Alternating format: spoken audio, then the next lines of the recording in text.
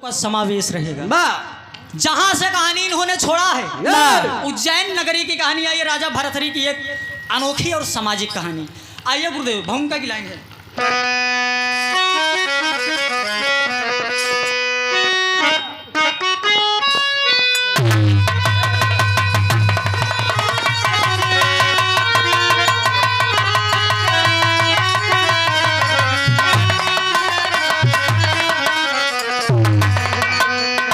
करना हुआ गुरुदेव क्या वाह,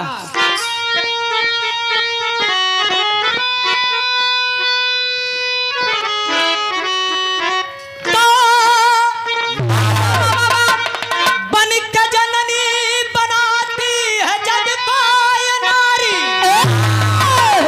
झोपड़ी से महल को सजाती है नारी, कभी प्रेयसी बन के क्रीड़ा है करती, कभी नाज नखरे दिखाती है नारी, कहीं जोड़ती टूटे रिश्तों को नारी, कहीं भाई भाई लड़ाती है नारी, कभी रंग मन में उमंगों के भरती, कभी जोग मन में जगाती है नारी।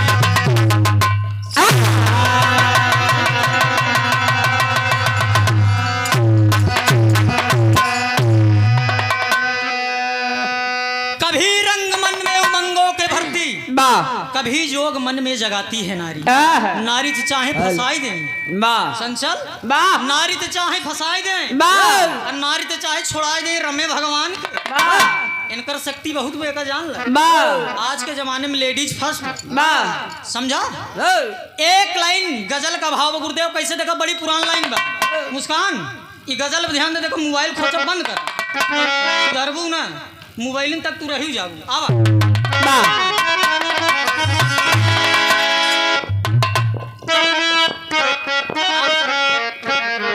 बहुत अच्छी यह लाइन बा कि अरे तू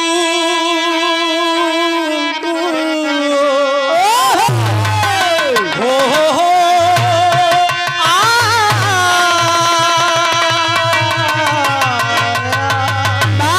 क्या बात है, और दूरी नहीं जा सकती हूँ तुझी से, पासी कभी ना आऊंगी,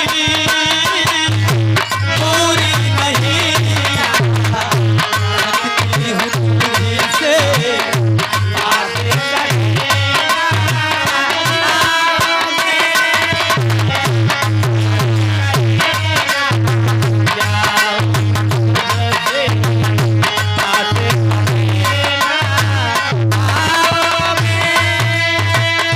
रहूंगी तेरे,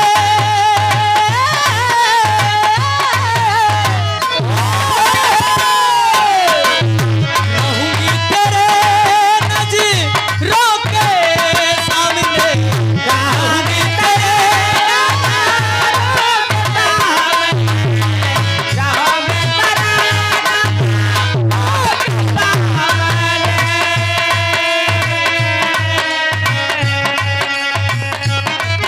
और ये देखें सुंदर पुष्पहार, साथ में ढेर सारा आशीर्वाद, 201 रुपए देकर सम्मान किया गया। हमारे उस्ताद जिनको मैं गुरु शब्द से संबोधित करता हूँ, वाह, आदरणीय बबलू यादव जी, श्री मुस्कान जी के हारमोनियम वादक साहब, वाह, आपके श्री चरणों में बहुत बहुत पहले की प्रणाम है। एक महीने से तबीयत खराब है, अन्यथा ये रोहित कुछ और चीज होता क्या। रहूंगी तेरे नज़रों के सामने, रहूंगी तेरे नज़रों के सामने, रहूंगी तेरे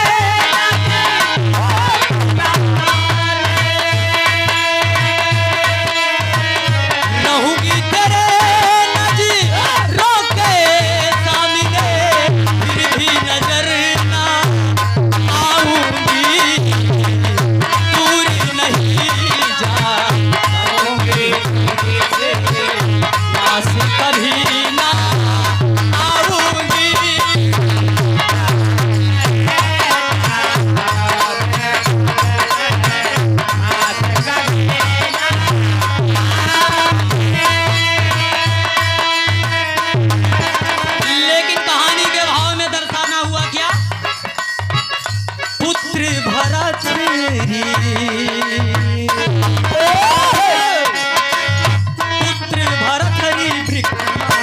विद्य दुलारे पुत्र भरतरी विक्रमादित्य दुलारे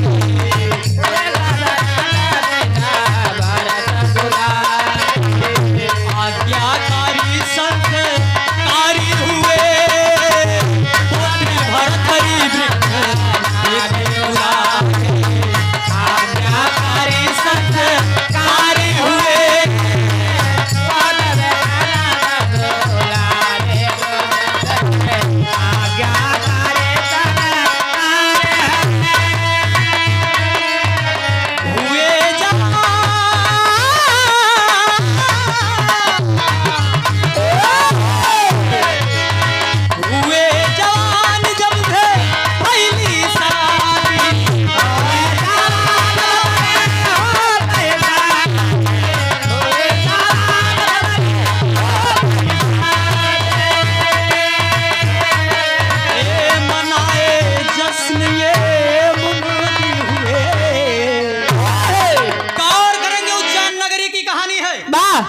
चंद्रसेन के दुई बेटवा भरथरी और विक्रमादित्य।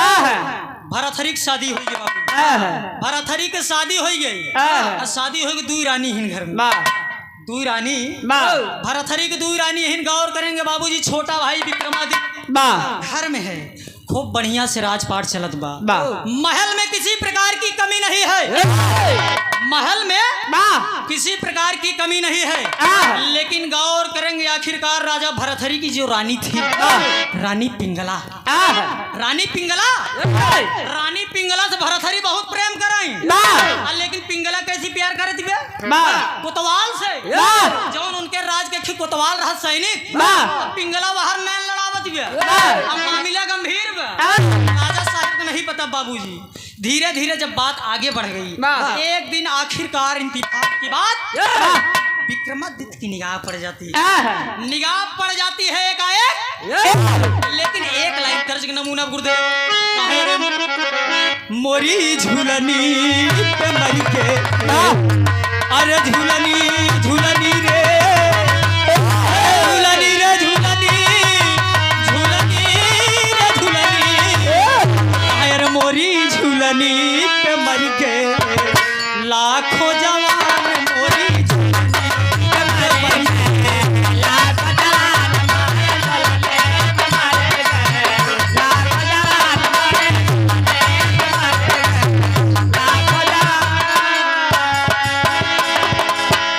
गोरे गोरे गालों पे, गोरे गोरे गालों पे,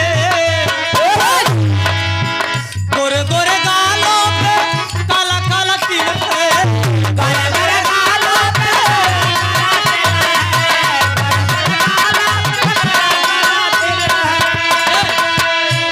अरे काला काला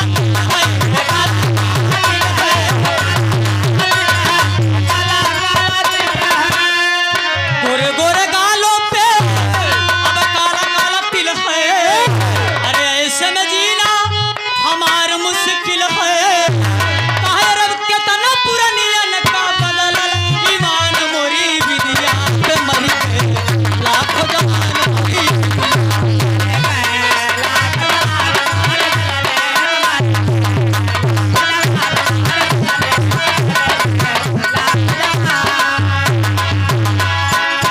लेकिन आज कोतवाल से पिंगला रानी क्या कह रही है?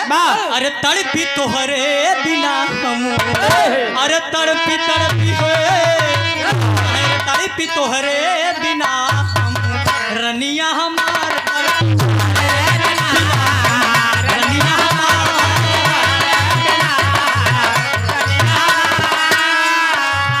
मनवा पुरावा,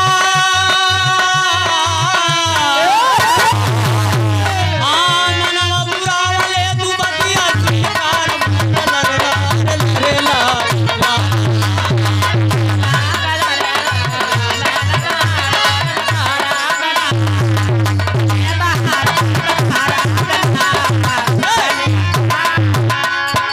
और आदरणीय सेवा में प्रतीक्षा है सादर 501 रुपए देके सम्मान। ध्यान देंगे, पिंगला पिंगला कोतवाल के पकड़ के बाबूजी एकदम बाहों में पकड़ लिया। जब बाहों में पकड़ लिया, विक्रमादित्य देख रहा है विक्रमादित्य देखत में कि हमार भौजी हाँ। ये हमारे राज के कोतवाल, अरे बाप रे बाप माथा चढ़ गया एकदम क्रोध में। कहे बे गाँव वाले भाषा में, तब की भाषा कुछ अलग रहा और देसी वाला कुछ और रहा था। मुन्ना राजा इशारा दुई तरफा मार रहा था, समझा था ना। विक्रमादित्य जब देख लिया मारे क्रोध में, अब क्रोध में चला जा रहा है बाबू, जब चला जा रहा है लेकिन यार दोनों थोड़ी मालूम कि विक्रमादित्य कहा है, अरे ना ही लागे भूख और ना ही लागे पियसिया, अरे बस एक मिलन के अरे तोह से लागल बयसिया, अरे लागल बयसिया, लागल बयसिया। गौर करेंगे अभी ही तो मामला गंभीर हो गया, मामला गंभीर हो गया, गंभीर हो गया। विक्रमादित्य जब देख लिया, जब विक्रमादित्य जब देख लिया, अरे बाप रे जब अपने भौजी कहे कि तू गलत काम करती है, अरे बाप रे बाप वही रानी पिंगला एक झापड़ तांदर जमा दिया अपने देवर के ऊपर और विक्रमादित्य रोते हुए घर की तरफ चला गया।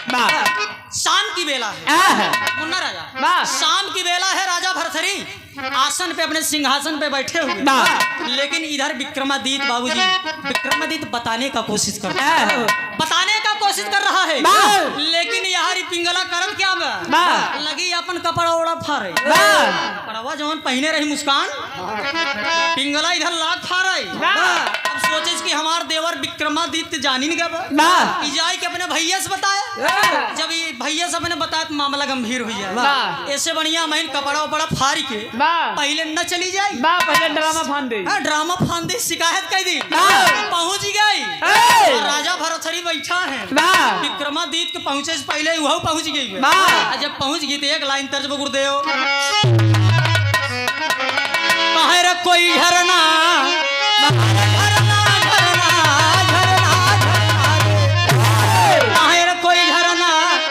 बताए महाराज हो कुआनवा पे आरी चले, कहे रे नान के बलमुआ के ए डॉक्टर साहब मई का बखाने,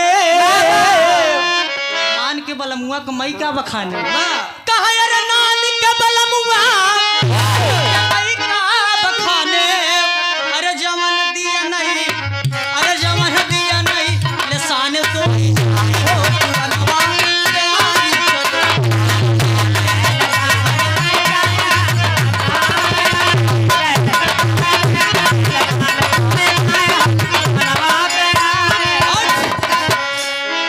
जमन दिया नहीं लिसाने सोई जाए हूँ मनवा प्यारी चले। गौर करेंगे राजा भरथरी को अगर पहले कहानी, राजा भरथरी के दरबार में एक बाबा जी आए, प्रमाण में कई लोग प्रमाण बताते हैं कि गुरु गोरखनाथ जी, गुरु गोरखनाथ जी राजा भरथरी के दरबार आई रहा थी, एक फल देती, फल राजा को देती कि राजा अगर इस फल को आप खाएंगे तो आपको तरोताजगी शरीर वैसे वैसे रही, बुढ़ाई उबई नहीं करी। और राजा साहब वो फल के का देहरन जाना था पिंगला के, पिंगला को अधिक प्रेम करते रहे, पिंगला के दे पिंगला के का दे वही कोतवाल के जैसी प्रेम करते रही। पिंगला सोचे ई खाई लेती जवान रहे, ऐसी थोड़ा हिसाब किताब एकदम बढ़िया रही। गौर करेंगे बतिया ही छूट गई, आज ही तो पहुंच गई जब राजा साहब से कह दे, अगर आप राजा साहब से बताओ तो का कहा, अरे बोली राजा से, अरे बोली राजा से देखा तब हमारे बात माना,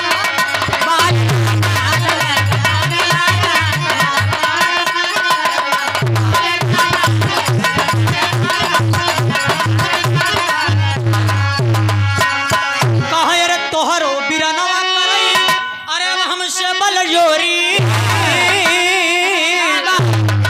नरमी कलैया वही दिहल से मरोरी। आज विक्रमादित्य की सारी गलती बाबूजी नहीं है विक्रमादित्य की, राजा भरथरी से आज रानी पिंगला ने बता दिया कि नाथ जिस भाई को आप अपने जान से भी ज्यादा प्रेम करते हैं, जिस भाई को आप अपने प्राणों से भी ज्यादा प्रेम करते हैं, वही आपका भाई, वही आपका भाई मेरी इज्जत के साथ खिलवाड़ किया, मेरी इज्जत के साथ खिलवाड़ किया, मेरी आबरू को लूटना चाहा। गौर करेंगे जब भरथरी इतनी बात सुनते हैं मारे क्रोध में तलवार निकाल लेते हैं, तलवार निकाल लिए, जब तलवार देते हैं बाबूजी। वाह। आखिरकार विक्रमादित्य रोते हुए चरणों में गिर आहा। गया।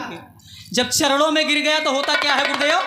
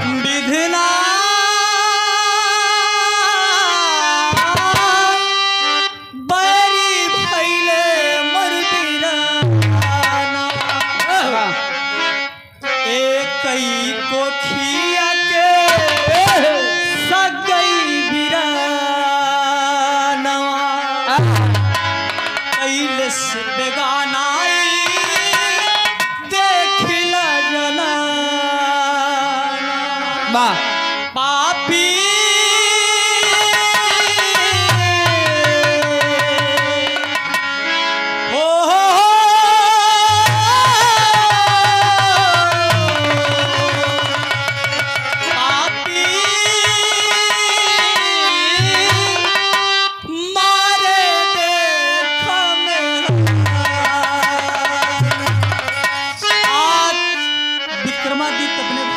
चरणों में गिर गया कि भैया आप मेरे भाई हैं, एक ही माँ के संतान हैं भैया। चरणों में गिर गया। आज विक्रमादित्य रो रहा है राजा भरथरी के सामने। राजा भरथरी के सामने जब रो रहा है तो भरथरी को थोड़ा सा भी दया नहीं आया। आज अपने भाई के ऊपर बहुत से भाई देखे हैं मैंने, लेकिन बारे राजा भरथरी एक नारी के बहकावे में आने के बाद आज तलवार निकाल लेते हैं अपने भाई के प्रति। निकल जाओ तुम मेरे सामने से, दूर हो जाओ, मैं तुम्हें देखना नहीं चाहता हूँ। आज रो रहा है विक्रमादित्य की भैया आप मेरे बड़े भाई हैं, आप अगर मुझे मार देंगे तो मुझे मंजूर है भैया, लेकिन एक नारी के लिए आप अपने भाई को भगा रहे हैं। रोते हुए आखिरकार गौर करेंगे विक्रमादित्य अपने घर को छोड़ देता है। छोड़ दिया घर। छोड़ने के बाद आज चल दिया जंगल की तरफ। जंगल की तरफ चल दिया बाबूजी। आज जब जंगल की तरफ चल रहा है दर दर की ठोकर खा रहा है, भूखा प्यासे टाल रहा है विक्रमादित्य। कुछ समझ नहीं आ रहा है कि नाथ मैं करूं क्या। एक लाइन तेरी का भाव देना गया, नवा कुल बतावा तू हमें, बतावा तू हमें, अरे तऊ हो कर नवा कुल बतावा तू हम।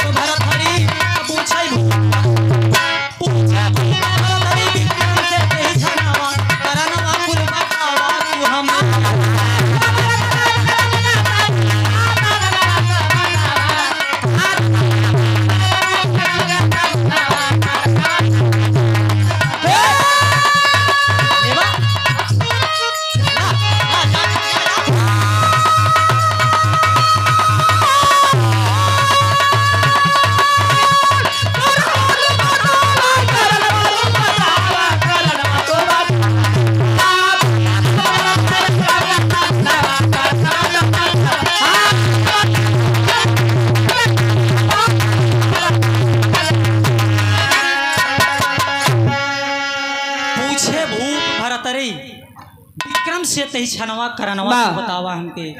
आज विक्रमादित्य राजपाट को छोड़ के बाबूजी जब जंगल की ओर चल दिया, जंगल की ओर चल दिया, इधर दोनों के एकदम कहानी चालू बा। कहानी चालू है राजा साहब फल पाए। राजा साहब से रानी पिंगला तक गए। जब रानी पिंगला पास के एक देश सैनिक के देश को अब कोतवाल कैसी प्रेम करता रहा जाना था। एक कोठे पे बेस्या से, जब कोठे पे बेस्या से प्रेम करता रहा, अल्लाह जाए को फल दे दे। बेस्या के तो कोतवाल ले जाके फल दे दिया। सोचा कि खाई ले हर समय जवान रही। जब जवान रही हमारे एकदम काम ओके रही। वाह। गौर करेंगे धीरे धीरे आगे बात बढ़ती गई। एक दिन इंतफाक की बात देखें होता क्या है। एक लाइन तर्ज में जुगनू साहब वाली राम खिलावन उस्ताद वाली ओरिजिनल बता।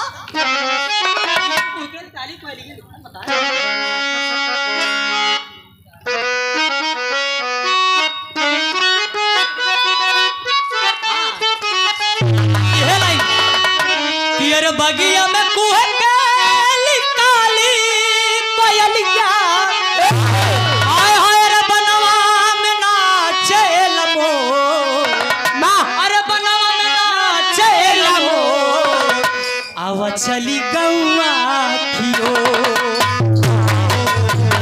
आवा चली गौआ खियो आवा चली गौआ खियो बगिया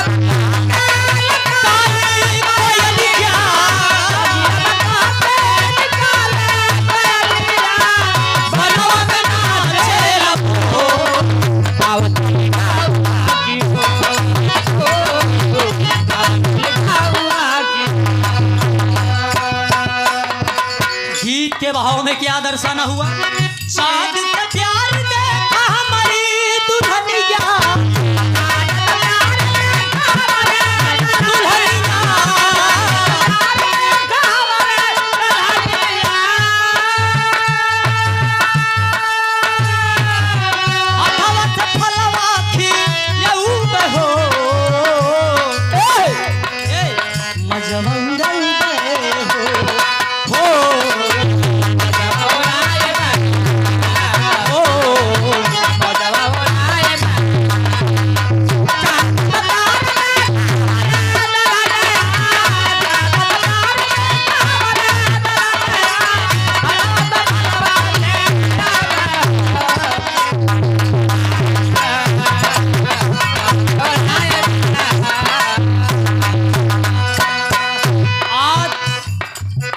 जवन फल बेस्या दे रहा था आज बेस्या वो फल करती क्या है। चंचल बाबू विचार किया कितना बढ़िया काम किया बेस्या ने। विचार किया कि फल जवन हम पाया है एक खाई ले हमार दुर्दशा हर समय होत रही। डॉक्टर भाई बेस्या सोच रही है कि अगर ये फल हम खाब तो हर समय जब हम जवान रहब तो तमाम दरिंदे मेरी अस्तित्व को लूटते रहेंगे। इससे अच्छा है मैं अपने राज्य के राजा अगर ये फल खिला दूंगी तो हर समय जब वैसे ही रहेंगे तो कोई खतरा नहीं आएगा। आज विचार कर रही है बेस्या। विचार करने के बाद करती क्या है। बेस्या से रही तो कमाल कई हो यारी कमाल कई यारी क्या बात। बेस्या से रही तो कमाल कई हो यारी लई जाई फलवा दे सत्ता बनारी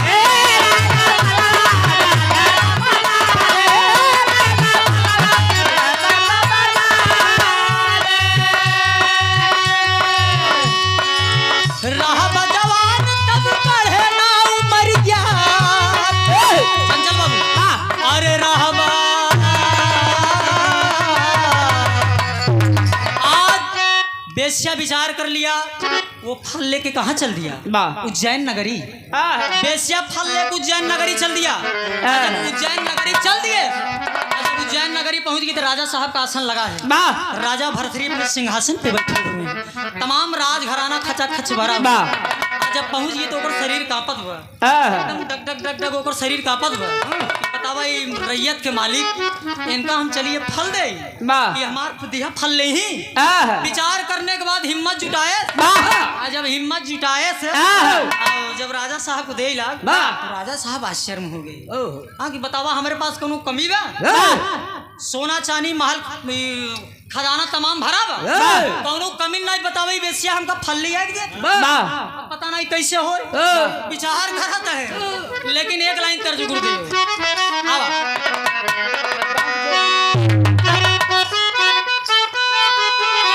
संकेत बिरहा सम्राट मरहूम जनाब स्वर्गीय हैदर अली जुगनू साहब गाते थे और उनके ही हारमोनियम वादक आदरणीय श्री विजय सिंह यादव जी। कैथौली जब बिरहा होता रहा हैदर गुरु जी जब विजय गुरुदेव बजावे ना बार क्या समय बन जाता है। आए है इशारा कर रहे क्या। अरे गांव की चोरी गांव की गोरी अरे गांव की गोरी चोरी चोरी अरे जब मन घट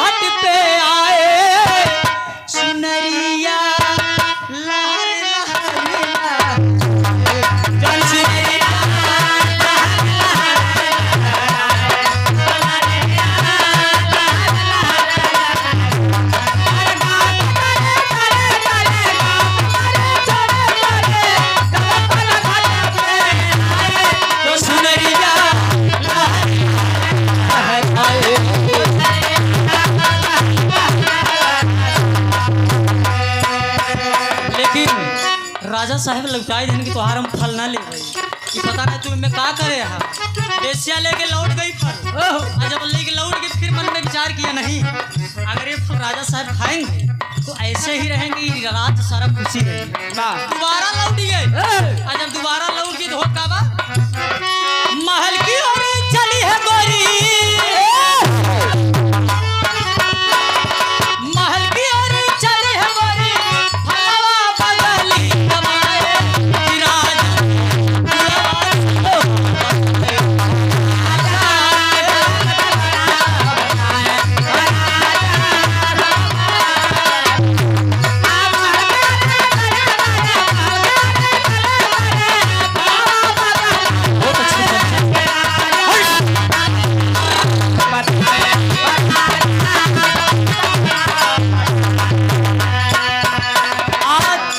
महाराज के बेस्या एक कीमत बताओ कि महाराज यह फल में एक साधारण फल ना समझा इनमें बहुत गुण बा का बताओ बा गुणों की खान है एक वरदान है सदा रखती जवानी बात लो मेरी मानी सदा रखती जवानी बात लो मेरी मानी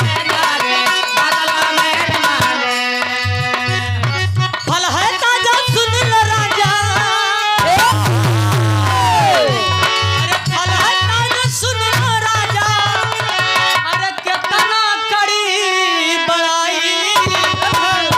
वही राजा से वही फलवक गुड़वा रही बताई राजा साहब पूछन की बतावा यहाँ फल मैसा का बा जवन तू चाहती है कि नहीं हम फल खाई वो बेसिया बताओ कि महाराज दुहाई हो सरकार की अगर कोनो गलती हुई जाए तो हमका क्षमा किया कहन बोलो बोलो क्या बात है बेसिया बता दिया कि महाराज ये एक हर बार फल ना समझा अगर ये फल के अगर आप खाई ले बस सदैव इससे रहबा महाराज सोचे है ये बतावत कि फला के खाई लेबा तो सदैव ऐसे रहबा राजा साहब जब वो फला के हाथे में लेन छीन गए कहन ओहो मामला गड़बड़ा चंचल कहानी बतावा सोचन कि फल तो हम अपने रानी पिंगला के विचार करते हैं जब हथवा में लेहन फला और जब पैसा नहीं कहनी तो हम अपने रानी पिंगला दे रहे पिंगला से बेस्या लगे कैसे मारे क्रोध में राजा निकाल लिए तलवार बगले बैठल कर बैठ जैसे तलवार निकाले के बाद बेस्या बैठल कहनी बताओ तो फल कहाँ पाए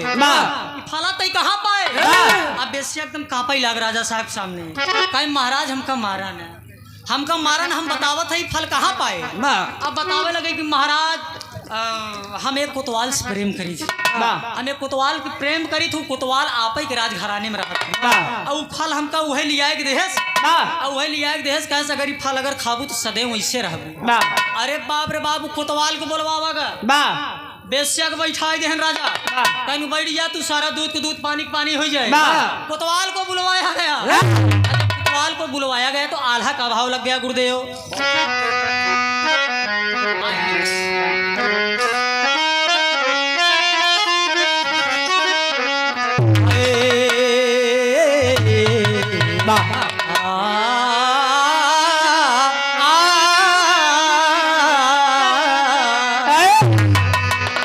लागे राजा तब बेस्या से सारी बतिया बाबू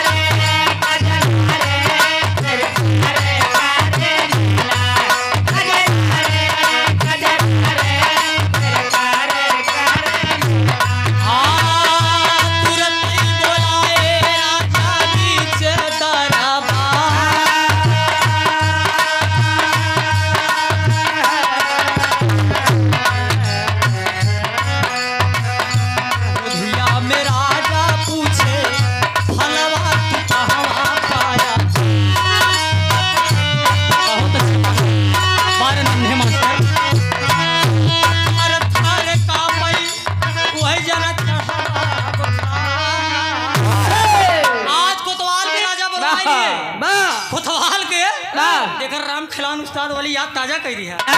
वही वाजिद उस्ताद वाली एक लाइन देती मुन्ना, बड़ा दिन एकर हम मास्टर है, समझे? ध्यान दा कोतवाल को बुलवाई ले राजा साहब, बेश्या के बगल बैठा लिए। आप कहा था कि बतावा तू फल कहाँ पाया? कोतवाल से राजा साहब प्रश्न कर दिए कि बतावा ये फल तू कहाँ पाया? बेश्या कहा था कि बेश्या तू फल दे रहा, और कोतवाल कहा कि भाई हम महाराज के फला हम ही दे रहे। कहीं बतावा जब तू एका दे रहा तो तोका के दे रहा? अब मामला वायलट हो गया। एकदम कहानी मध्य में पहुंची है साथियों, विराह के माध्यम से। ध्यान दा और अब कोतवाल के एकदम हालत खराब बा। कोतवाल कहे राजा अगर ना मारा तो बताई। कोतवाल कहा अगर हमका जान से ना मरबा तभी बताऊ, नहीं तुम बताऊ ना। राजा कहीं साला होशियार है, कहीं राजा सोचन होशियार बा। तो अगले बोला कहीं मुन्ना तनी हर चलाओ, लगा चलाओ, बुलाए लिए खूब चुमकार के पूछे बेटा बताओ तो कहाँ पाए? तो अब जब राजा खूब मिलाई के पूछे काहे महाराज जब आप पूछत है तो हम बतावत है हम फला कहाँ पाए? फला हम और कहूँ नहीं पाए, ये आपके रानी पिंगला जी से हम पाए। आपके रानी पिंगला जी से पाए। अरे बाप रे बाप, जब राजा सुने कि फला हमार रनियवा पिंगलवा के दे, पिंगला को बुला लेन कहीं तनी तू हम के दियावा। आई गन वही घुघट्टा काढ़े, जब आई गन बगले बैठाई दे, नहीं बतावा ई का सुनत है? अरे बाप रे बाप, राजा भरथरी मारे क्रोध में तक याद आएगी विक्रमादित्य के बाद कि मेरा भाई सही कह रहा था। विक्रमादित्य मेरा भाई गलत नहीं कह रहा था, वो सही कह रहा था कि भैया आप एक नारी के चलते मुझे घर से भगा रहे हैं, निकाल रहे हैं मुझे। आज अपने छोटे भाई की बात याद करते हैं राजा भरथरी, काश अगर अपने मैं भाई को ना जाने दे होता, सारी करतूत इसी के। राजा साहब समझ गए क्या है। चाचा साहब इंजीनियर हैं सरकारी, चाची प्राइवेट सरकारी मास्टर, पिताजी हमारे ठेकेदार हैं हैदराबाद में। तो मुझे किसी की कमी नहीं है कोई बात, लेकिन कमी कौन चीज की जाना था? मेहरारू की। अरे यार तू अब लिख अब यही कहवा यार, समय अनुसार। अरे यार कमी यही नहीं है, हमका कमी कब जाना थे? जनता जनार्दन के आशीर्वाद, प्यार आशीर्वाद अगर जनता के जगह मिली भैया, जनता के जगह प्यार आशीर्वाद मिल गया, इस रुपया पैसा सब बेकार कितना कमाई ले जानत थे ससुर कुछ साथे जाबे नहीं करे। ऐसा करे आज वाला पैसा कुल वहां से बिक दे दे लाई ले है भाई गाड़ी सी तरह के बाद। आज राजा भरथरी विचार कर लिए, बाप रे बाप, एक नारी के चलते मैंने अपने भाई को अपने घर से निकाल दिया। रो रहे हैं, बिलख रहे हैं, पश्चाताप कर रहे हैं। आखिरी लाइन खड़ी के भाव में कहना है अरे सारी दुनिया झूठी, सारी दुनिया धोखे की, अरे जगत में कोई नहीं अपना, माया बड़ी मोहिनी जैसे कोई सुंदर सपना। बहुत अच्छा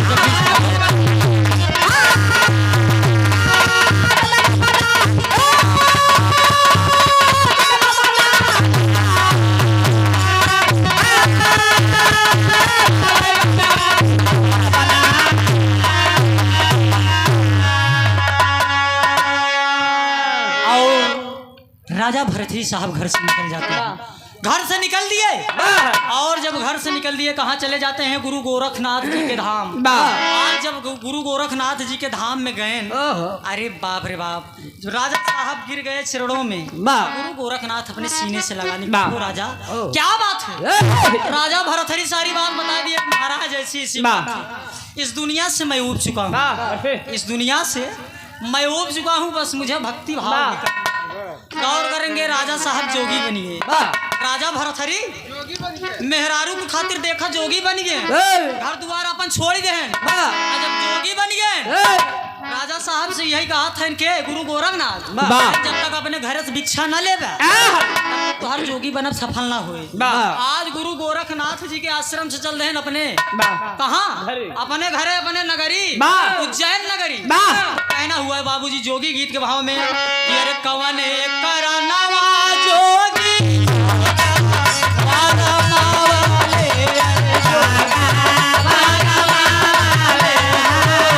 जो बाबा रामा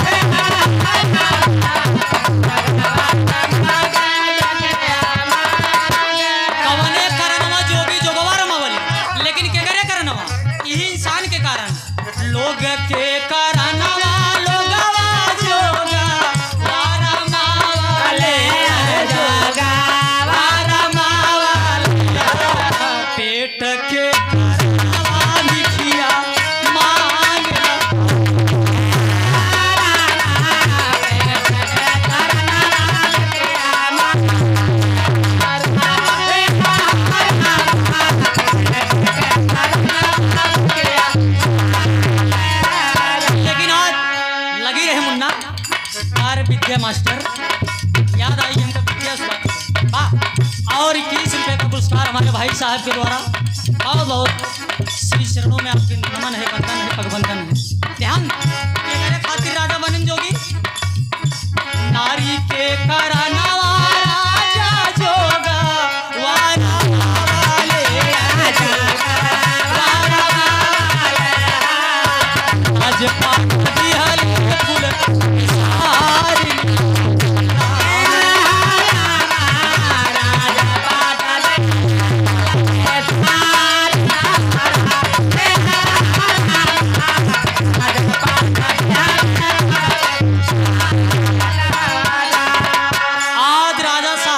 घर पे भिक्षा मांगते हुए आए हैं दोस्त। गौर करेंगे राज घराने में कोई नहीं है, रानी जी बैठी हुई है, रानी साहिबा बैठी हुई है। राजा भरथरी जोगी के भेष में घर पे पहुंच गए और किवाड़ा खटखटाए देख माई जे के हो तनी भिक्षा दे दिया। ए माई आखिरकार जो को भी इस घर में हो चाहे जो कोई आके मुझे भिक्षा दे दे। बड़ी विलम्ब हो रही, मैं भी अपने घर जाऊंगा, अपने आश्रम जाऊंगा। आज जब रानी इतनी बात सुनी देख ले महतारी एक बात जान लो बर्फी लाल भाई एक ही बड़का हमारा भैया का नाम बर्फी लाल एक नाम लिख दिया बर्फी मिठाई। हाँ यूट्यूबर वाले आजकल तनी मजा लेते ज्यादा देखा ध्यान ना बर्फी लाल महतारी बाप के लिए लड़कियां कितना नालायक हो जाए, लड़कियां कितना नालायक हो जाए लेकिन महतारी बाप सब गलती माफ करत समझा था। महतारी बाप सब गलती माफ करत थी। लड़कियां वही गेदा खेल रहा है, तमाम चौराहा का रही बाजार का रहा। लड़कियां जैसे महतारी खाना निकाले काठी में खाना निकाले ले जाए अपने लड़किया के दे। सबसे पहले देख ले लड़किया का मोह हो, लेकिन वही लड़कियां आज के जमाने में क्या करते हैं, वही लड़कियां जब मेहरारू आई है देखा हम सबको बात नहीं बताती वो भैया हो नवीन भाई हम सबको बात नहीं बतावत है। आजकल बिया हो गई मुश्किल से साला 3 महीने 4 महीने घर चला, 1 साल चली गई अलगौजी दूसरा साल हो गया। जब अलगौजी हो गई लड़किया के हर चलक जाना था, लड़किया चलक मेहरारू तरफ लड़किया मेहरारू को लग अलग हो गया। बाप से पाले रहा थी 9 महीना बेचारी अपने कोख में पाला थी, लड़किया ससुर भुलाई। ये जमाना उल्टा हो गया, मतलब महतारी बाप लड़किया सब कुछ पूरा कैसे करती, लेकिन एक लड़किया महतारी की एक चीज नहीं पूरा कर सकती। ये जमाना है मेरे दोस्त, बदल गया जमाना। राजा भरथरी ऐलान कर दिए, बोल दिए कि माँ जो कोई हो घर के अंदर से बाहर आए मुझे भिक्षा दे, मुझे अपने आश्रम जाना है। और जब इतनी बात जब आवाज सुनती है रानी साहिबा आवाज पहचान जाती है कि हो न हो ये हमारे महाराज की आवाज है, महाराज की आवाज है। पहचानने के बाद आज दरवाजा खोल दिया, दरवाजा खोलने के बाद और जैसे ही देखते हैं बड़ी बड़ी दाढ़ी राजा भरथरी की बड़ी बड़ी दाढ़ी, पगड़ी उगड़ी बांधे, गेरुआ वस्त्र पहने, क्यों चिन्ह न पाए, रानी साहिबा चिन्ह न पाई। बताओ आवाजिया से लागत रहा वैसा नहीं। राजा साहब फिर कहेंगे माता हमको भिक्षा दीजिए। अरे बाप रे बाप, जब रानी साहिबा सुनी बात तो उनका यकीन हुई कि ये तो हमारे महाराज हैं आए हैं। गौर करेंगे बाबूजी चरणों में पकड़ के रोने लगी, चरणों को पकड़ के रोने लगी। आप तो मेरे स्वामी हैं। राजा भरथरी पीछे हट गए, नहीं माँ मैं आपका स्वामी नहीं। कौन आपका स्वामी? मैं आपका स्वामी नहीं हूँ, मैं एक भिक्षुक हूँ, एक जोगी हूँ, दरवाजे दरवाजे पे भिक्षा मांग रहा हूँ। माँ आपके भी दरवाजे पाया हूँ, जो कुछ वो दे दो माँ, मैं चला जाऊँगा अपने घर। लेकिन रानी साहिबा पैर पकड़ के रोने लगे कि महाराज आप मत जाइए, मैं जानती हूँ कि आप मेरे महाराज हैं। लेकिन राजा भरथरी मारे क्रोध में ऐसे छुड़ाए उड़ाए के बाद भिक्षा दे दी रानी। भिक्षा लेने के बाद अपने घर से चल दिए, अपने घर से कहाँ चल दिए, फिर वही आश्रम गुरु गोरखनाथ जी के धाम में। जब पहुँचे गुरु गोरखनाथ जी कहने आई गया, नहीं महाराज आइए, काहे भिक्षा पाया? हाँ यहाँ महाराज भिक्षा पाए, लेकिन बड़ा पापड़ बेले पर बेटवा जोग रमाऊ आसान काम नहीं है, जोग रमाऊ आसान काम नहीं है। गुरु गोरखनाथ जी के साथ रहने लगे राजा भरथरी। मेरे कहानी का शीर्षक यही था कि एक नारी के चलते, एक नारी। आज के जमाने में कहा गया है कि लेडीज फर्स्ट, नारी की सुनवाई हर जमाने में पहले मर्दन के बाद में, समझा? तो लेकिन बाबूजी देख लो वही नारी वही नारी सीता हुई, वाह वही नारी नर्मदा हुई, वही सीता अनसुईया हुई मेरे दोस्त। लेकिन वही नारी देख ले, एक भाई भाई में झगड़ा लगा दी। नारी न मोहे नारी। अरे तू हम जाना थे नारी न मोहे नारी के रूप है। बारन लहरी उस्ताद हाँ? कि अवश्य धान रोपे धनिया, हाय हाय हाय हाय हाय हाय, होश में हो जाओ मुन्ना राजा, फूंक दूंगा भस्म हो जाओगे।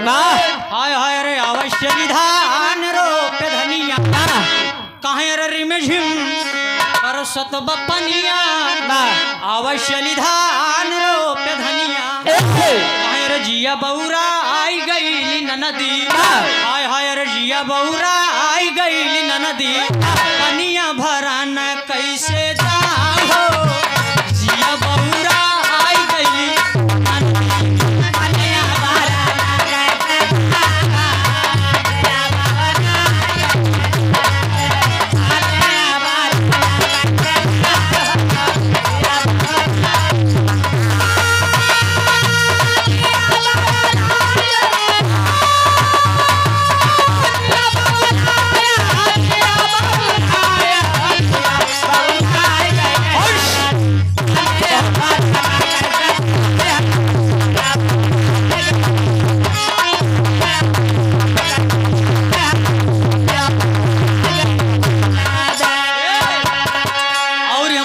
हम जाना तही वहां उनका क्षेत्र रहा। अवश्य धान रोपे धनिया, रिमझिम बरसत बपनिया, अवश्य धान रोपे धनिया, मुस्कान झूलनी उतारी ले बई गोरिया, हाय हाय रे झूलनी उतारी ले बई गोरिया, अरे कुआं नहीं पे पनिया, झूलनी उतारी ले बई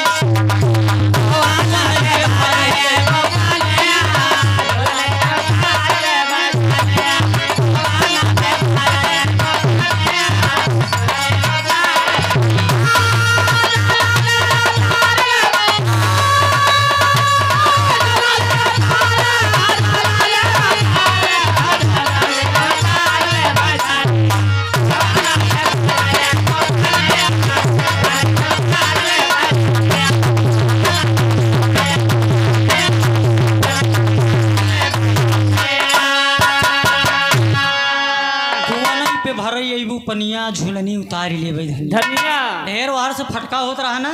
अब हम जाना थे बिल्ली की नहीं खिसका नहीं लगा, अब खड़ी न हो देखा कैसे न चाहिए, हम चाहत है तू बोला, आज तू बोला फिर हम बोला बचा रहना है मोह नोच ले, चाहे कान दोपहर हो या कसम से मत छोड़ जाने नहीं दूंगा। हाँ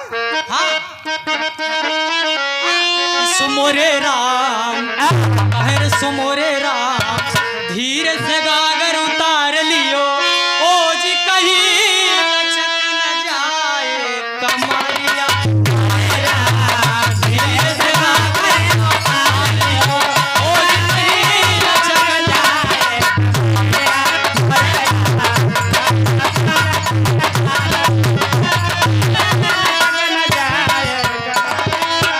ऐसी बेदर्दी,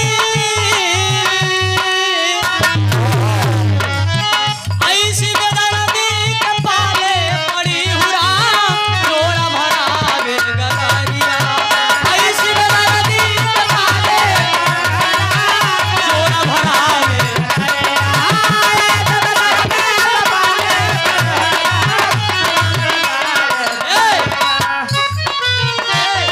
तुमरे राम वीर से गागर उतार दियो, कोई कहीं लचक न जाए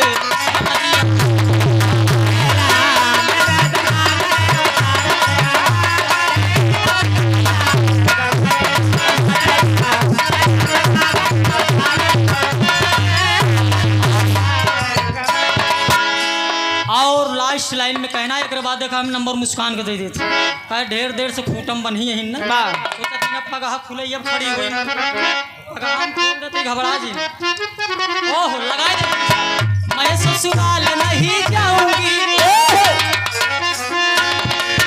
मैं मुन्ना लगे रहना, मैं ससुराल नहीं जाऊंगी, डोली रख दो कहारो